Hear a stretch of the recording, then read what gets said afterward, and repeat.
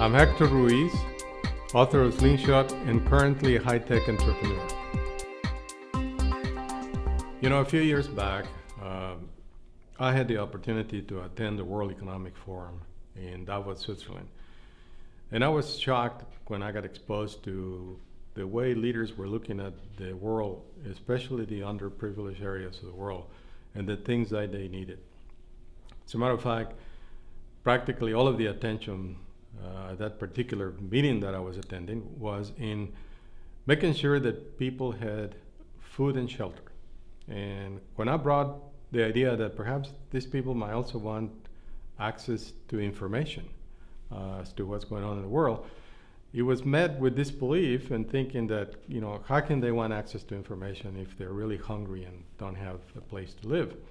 And what it dawned on me, perhaps partly because of the way I grew up, is that, yeah, sure, of course, you need the basic needs and you need food and water and shelter. But when you walk out into the street and you see people with access to information, you want that access to. You don't want to be left behind.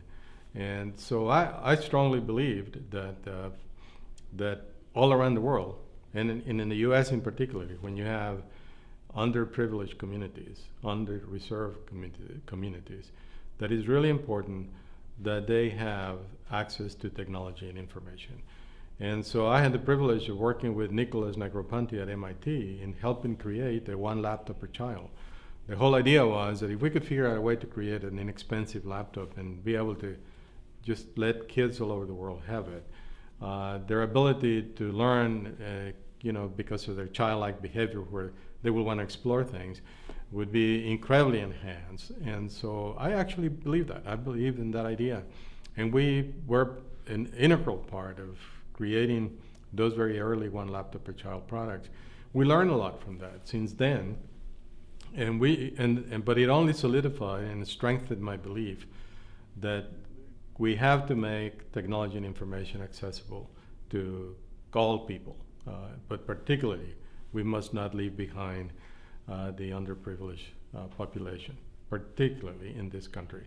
So I think that is something that is very important. So one of the efforts that I had when I was CEO of AMD was to try to make AMD an integral part of being able to provide technology and capability to as many places as we could. We were a small company, not a lot of resources, so we were focused in very small areas, but our idea was to create an awareness of how important that was and perhaps get other companies to participate. So we created an initiative called 50 by 15, which the idea was that if we could figure out a way to get the industry to cooperate so that by the year 2015, 50% of the world would be connected, we would then impact those unserved,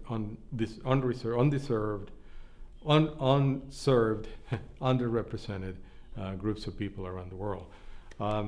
Well, it looks like, from what I can tell, and all the data seems to suggest that by 2015, we're probably going to exceed 50% of that. And I'd like to think that in some way, AMD played a role in making people aware of how important that was.